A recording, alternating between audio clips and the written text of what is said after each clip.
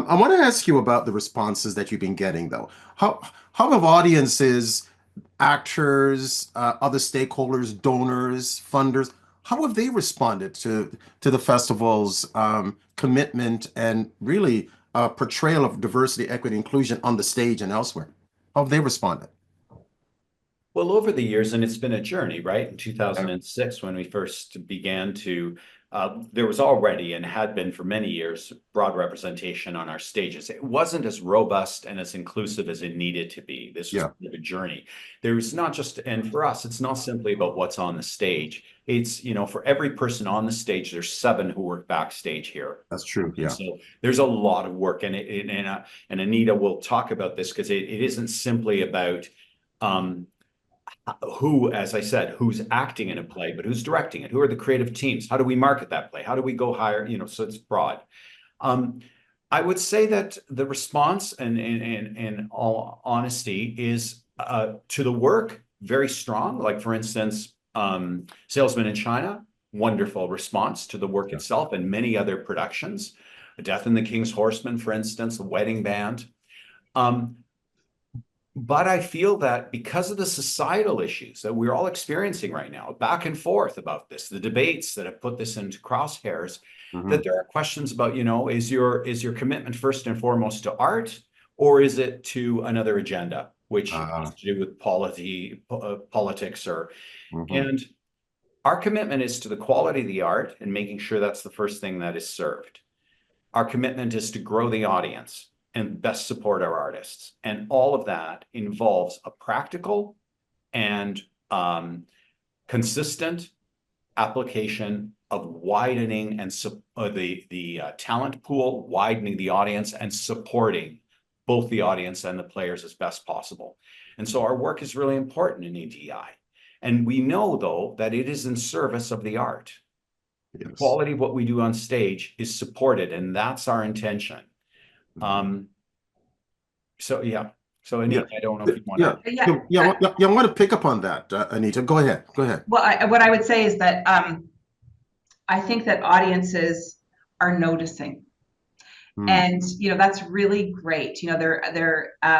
They're seeing people that they haven't seen on stage before.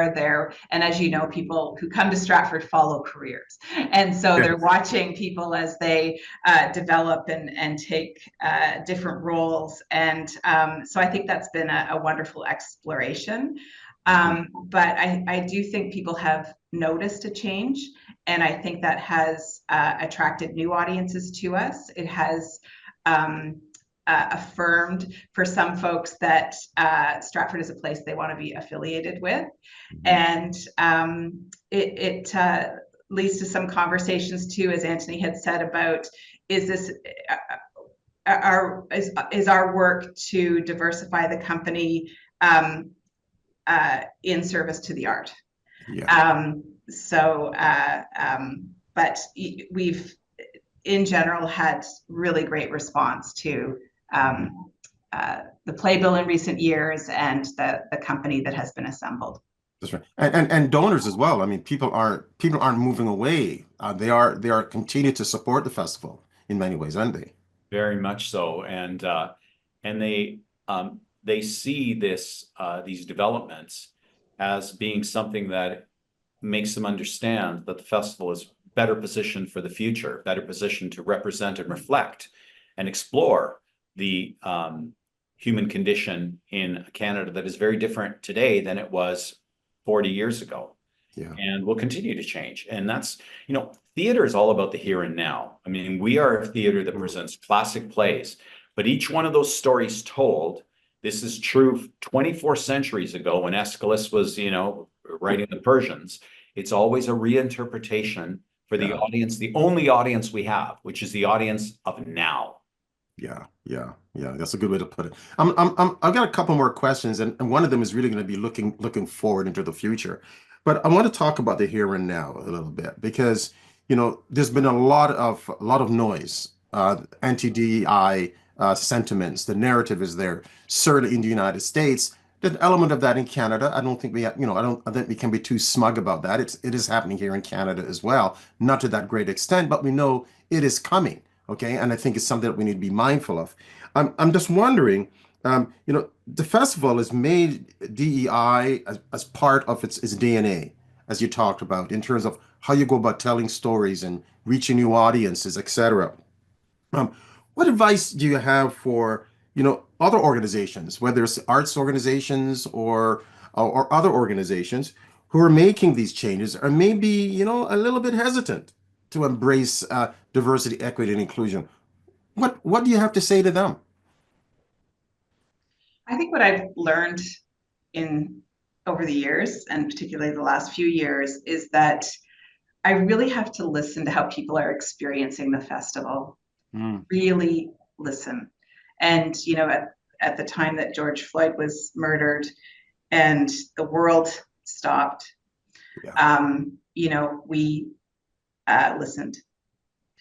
And it weighed heavily on me to understand what experience people had at the festival. Didn't, people not feeling welcomed, like they couldn't progress in the organization, that it wasn't a home for them.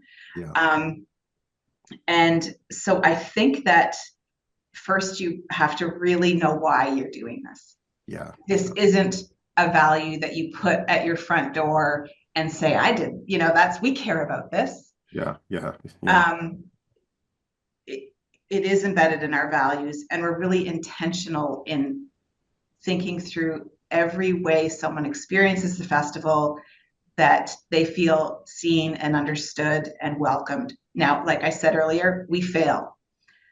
But I hope we're creating an environment where we're continually listening to yeah, how people are encountering the festival and meeting them, so that they can see and experience the incredible life-changing experience that the festival's offered to somebody like me, and to lots of other audience members. yeah, yeah. I mean, I like the point you're making there, in that there are going to be times it's a roller coaster sometimes. It is not a linear work. There are going to be times when you're going to step back two steps, but Yes. having that eyes on the prize, it seems to me what I'm hearing you saying is really, really important. Be very clear about your Mm-hmm. why you're doing this, what are the outcomes, those sort of things.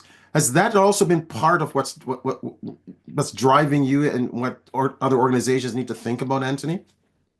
Yes, and I just to build on what Anita said, you know, the having identified the why and knowing why it's important to you. I know why it's important to the quality of the work on the stage, Yeah, and I understand how it's important to building stability in terms of the foundational audience for yeah, this theater.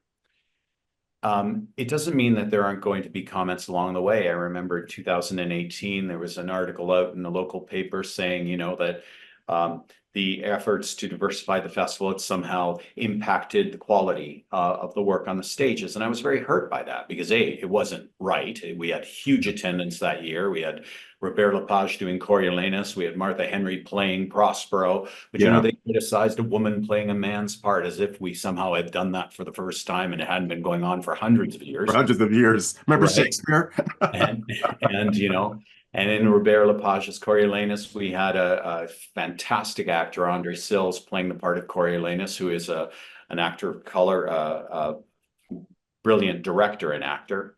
Mhm. Um, and then a couple of years later, as the George Floyd moment happened, and we really had to take on board that in addition, for some people, it seemed we were pushing things too far. For others, it felt like we hadn't done enough. Not enough. Yeah. It was a tough Um, time. It was a tough time for you. I remember yeah, that. in retrospect, it was eye-opening for me because I realized no, I hadn't supported people well enough. I hadn't done what I needed to do in those moments. Mhm. Um, but what I'm trying to say is, once you identify the why and you do the best you can to move in that direction, because it will make your organization stronger and more Mhm. resilient and more appealing, then you do that. And you take it at this pace in which you need to do that to continue to go. Consistency is more important than flashes in the pan. Yeah. And be aware that there's going to be critics on both sides, right? And we just keep doing what's important for the future, because in the absence of that, one day an organization is left it's all fine until it's not. And then that organization feels like it has no place, no use for people, no reflection of what people need. What systems do you have in place that will make sure that this legacy continues? And certainly from an administrative standpoint, not just on the stage. And I just wonder if Anita could give me some sense here. What systems do you have in place here to make sure that this continues to be part of the DNA of the festival and it can't be plucked out by someone else coming in? Yeah, I think we've worked over the last few years to really embed this in the DNA of the festival. So it's part of our core values. Mhm. And those values are interpreted by everyone that works in the organization. It's part of your job evaluation, it's part of your job description, it's part of recruitment, it's part of onboarding, it's part of training. So we've worked to really embed the philosophy across the organization so that that can be continued and also built on as new people come into the organization. Yeah, yeah. Antoni, final word to you. Yeah, thoughts? Well, I think that the successes are very important. So successes like Salesman in China, the work and many others, it proves that it resonates with people. It proves that that this is the kind of work that will open doors for the future. And that, after all, is the most important thing, is proving proof of concept. And once you have proof of concept, repetition and strengthening and really, making it. At the festival, we have 120 actors here. The diversity among that group is enormous, and that's changed Hamlin over the years. It has grown and grown and grown. The skills, the talents that are there will be there in the years ahead, long after I'm gone, Anita's gone, or you're gone. Yeah. And the fact that things have succeeded and have shone the way for the future will have others repeat those things. The people in these chairs are less important than the path that they show the way to. Got it. That's Yeah. what matters. It's where the beam of light goes, not who's holding the flashlight. Yeah, yeah. That's a really good way of putting it. Well, look, thank you so much for this. It's been a long time. I've always wanted to sit down and just have a conversation with you about this because I know it's really important to you personally, but also professionally. And it's really been my honor to have a conversation with you about this. And I look forward to taking in some of those wonderful plays when I get out to Stratford. So thanks again. I really appreciate it. Before we go, and Anita, excuse me, I just want to say thank you to you, Hamlin, and to Cynthia for your support over that time, because you've always been very thoughtful, very kind, and at times when, I was surprised at myself for not knowing what I should have known, perhaps. And so Fair enough. your work was incredibly uplifting, helpful. Well, thank You're you. here. Yeah, well, thank you so much. I really